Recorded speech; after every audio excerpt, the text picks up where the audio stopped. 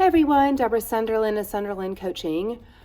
I just want you to know, dear CEO, business owner, founder, leader, you can create whatever you want in life. You can grow your business, you can have the best relationships, whether it's at work or outside of work. And you have all, I'm guessing, the technical capabilities to do that. And I truly believe the only thing standing in your way is your thinking. How do I know this? Because I'm just like you.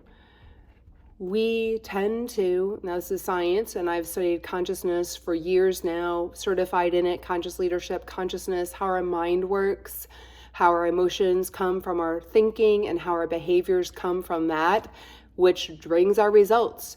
So the only thing stepping in the way of you receiving what is for you and achieving the goals and desires you want in your life and work is noticing what you're telling yourself, noticing how you feel when you have those beliefs, and noticing your behaviors when you're in that mind and feel state, and noticing the outcomes that you get.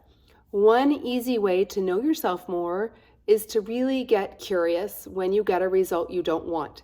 Typically, we get upset when we don't get the result we want. We pound our fists, we stomp our feet like little kids, we get upset with other people, and we become at the effect of or victims of what's not going well. And we are not victims. We can create whatever we want if we have the correct thinking. So my want for you is to be easy on yourself when you get a result you don't want, and ask yourself, how is this result here for my growth and learning? What is it here to teach me? How can I learn and go backwards and look at, when I made this decision for this project, or to hire this person, or to give this team this work, what was my thinking when I made the decision? Was it a trusting thought? Was it an expansive thought? Did your heart feel great about it? Or did you make that decision out of anxiety, fear, frustration? You're wanting to control an outcome. You're feeling anxious, like you wanted to move the ball forward and you just wanted someone else to do it. You're telling yourself you don't have time, whatever it is. I want you to notice, where did you make that decision from? What were you thinking? How are you feeling? Did you feel at peace with your decision? Did you feel joyful and excited? Or did you feel not that you could be in control? Did you feel that you were striving, that you felt like a heaviness on you, that you felt constricted in your body? Did you feel fearful? Did you feel anxious? Did you feel frustrated? Just notice. Again, no blame or shame. These are all learnings from our emotional intelligence. I also studied emotional intelligence with Dan Goleman for a bit in Harvard, and our emotions are here to teach us, because when we're curious, our emotions can tell us, pay attention to this, that, or the other. But when we're not paying attention to our emotions, they become triggers and they drive us towards scarcity thinking and small possibilities. So just look at that, and then look at your behaviors. What steps did you actually take? What were the very next steps after your thought, your feeling, and your then what was your behavior? And then just notice, am I willing to learn from this? And if you're not willing to learn from it, that's okay too. Give yourself extra grace, give yourself extra love. You're right where you need to be. And maybe just in this now moment, you're not curious, but maybe you'll get curious to know yourself more in a week or 3 days or a month. But if you start to notice a pattern of not getting the result you want, it's typically because we have the same patterns in our thinking, the same emotions that come from it, the same behaviors, and hence we create the same results.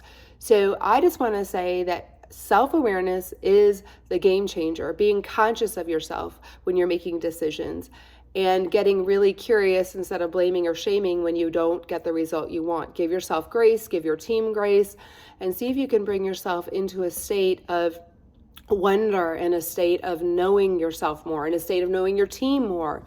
How is this all for you? Because the unconscious mind, which is a fearful mind, the amygdala, which is active in ourselves 96 to 98% of the time, it doesn't want you to grow. It wants you to stay stuck. It wants you to keep getting the same results, which I know sounds crazy because that's not what you want, but it doesn't like change because it's uncomfortable. So we got to get really uncomfortable to look at the results we're creating.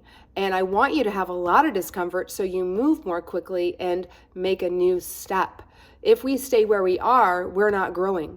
And growth is uncomfortable. So allow yourself to be uncomfortable. Give yourself an inner hug when you're uncomfortable. Take a few smiles for yourself. Always tell yourself you can do anything and you're always just learning. If we're always learning and we create a learning culture, holy cow, the sky's the limit. But when we create a blame or shame culture, we shoot ourselves in the foot. And unfortunately, many times that I work with companies, the culture is not one of growth. It's one of not taking radical responsibility, not getting curious about each other or self. And then they keep spiraling the same results. I will share more about that and some of the results I've seen from companies that are like multi-billion-dollar companies by them not taking responsibility. So please take time for you. Reach out to me. I'm here to support you. I want you to have growth, especially this year more than you've ever had. But growth requires you to grow. And as far as you grow is as far as your life and your business will grow. Sending you a huge hug and thank you.